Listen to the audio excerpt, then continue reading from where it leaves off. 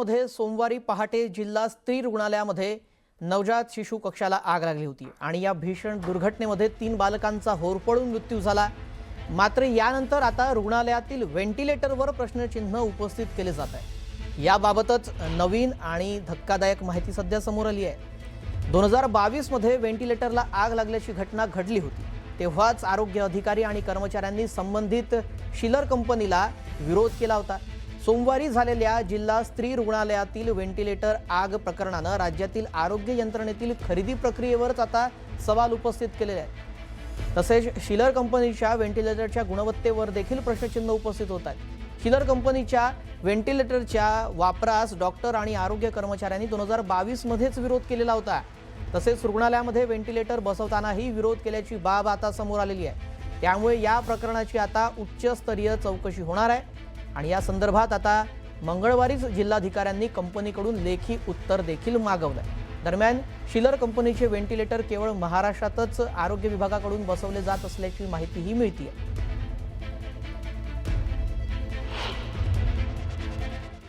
याची चौकशी 8 दिवसात संपली पाहिजे आणि 8 दिवसामध्ये कारवाई झाली पाहिजे, हीच आमची मागणी असणार आहे। मागचाही अहवाल काय आहे तो सुद्धा प्रसिद्ध करा, त्याची जबाबदारी फिक्स करा आणि आत्ताच्या घटनेची जबाबदारी फिक्स करा, अशी आमची मागणी आहे।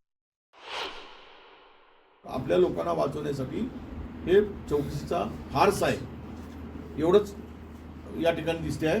पण आम्ही याचा पिछा सोडणार नाही। मागच्या वेळीची घटना झाली, आत्ताची घटनेनंतर पुढच्या जर 8-10 दिवसात कारवाई झाली नाही तर धरणे आंदोलन, त्याच्या ठिकाणी कॅबिनेटमध्ये कलेक्टरच्या बसून आंदोलन करावं लागेल। मी येईल आणि 8 दिवसात चौकशी करा, कारवाई करा, अन्यथा जो होईल त्याला परिणामाला प्रशासनाला सामोरं जावं लागेल।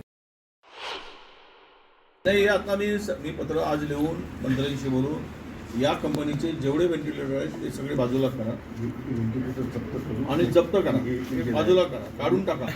पूरे राज्यभर में 10,000 के करीब व्हेंटिलेटरची तपासणी करा, यातला दोष शोधा। पुढची बातमी बघूया। महायुतीच्या समन्वय समितीच्या बैठकीमध्ये जिल्हा नियोजन समितीच्या निधी वाटपावर अत्यंत महत्त्वाचा निर्णय झाल्याची माहिती सध्या समोर आलेली आहे। महायुतीच्या समन्वय समितीच्या बैठकीमध्ये मुख्यमंत्री यांनी 70-30 चा फॉर्म्युला ठरवून दिलेला आहे। डीपीडीसीच्या फंडातील 70% निधी हा स्थानिक विधिमंडळ सदस्यांमार्फत दिला जाणार, तर 30% निधी हा पालकमंत्र्यांमार्फत वाटप केला जाणार आहे।